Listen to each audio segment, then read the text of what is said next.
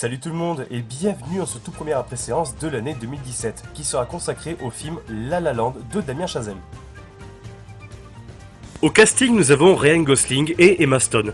Oh, Emma Stone, regardez-moi cette fille, cette beauté, ce regard, oh, regardez-moi!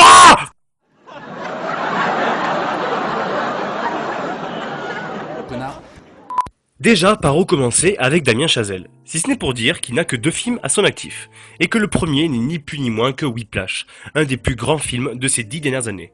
Et le second, c'est La La Land.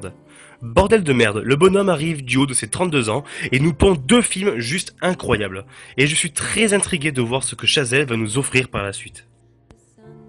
Alors qu'est-ce que j'ai pensé de La La Land? Espèce de con, tu viens de dire que les 2 films de Chazelle étaient incroyables. Tu prends tes abonnés pour des débiles ou quoi? Tu viens de le dire que tu l'as aimé le film. Et pas qu'un peu.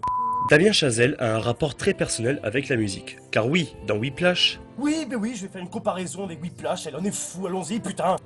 Dans Whiplash, le rapport avec la musique est exposé de manière dure et très éprouvante sur un jeune qui se bat pour être le meilleur et s'inflige énormément de mal, tout ça pour ne pas décevoir son sadique de prof.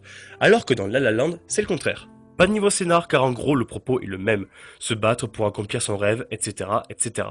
Non, au contraire car dans La La Land, la musique est traitée de manière très douce et très détendue, ou alors très joyeuse, ce qui apporte énormément de fraîcheur au film. J'aime beaucoup la musique, et j'adore danser aussi.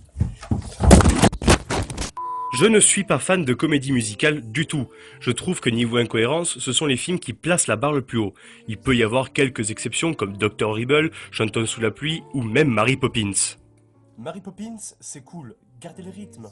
Et le pari est réussi pour Damien Chazelle. Il a réussi à me faire aimer une comédie musicale au point de me dire qu'il sera très difficile de faire mieux cette année. Et pour moi, La La Land est un chef-d'œuvre. Oui, carrément. Déjà, nous avons droit à 2 très bons acteurs impliqués dans leur rôle. Et oh, montre-moi ta chatte. Ça va. Tout est réuni pour me plaire dans ce film. En plus de 2 acteurs juste parfaits, l'histoire est efficace, la mise en scène est très bien travaillée, on a droit à des plans séquences de toute beauté, les chorés sont dingues, la musique est parfaite, et puis cette ambiance années 60 alors que l'histoire se passe de nos jours est très réussie, le jazz est bien sûr juste assez de magie pour être envoûté jusqu'à la fin. Bon, je pense que vous l'aurez compris, je vous conseille vraiment La La Land. C'est un très grand film, un très bon film. C'est un film qui fait du bien, c'est un film qu'il faut voir, c'est un film qu'il faut vivre. Ne passez pas à côté d'expériences de cinéma comme celle-là. Voilà, c'était le premier après-séance de l'année 2017. J'espère qu'il vous aura plu. Je vous dis à très bientôt. Bye.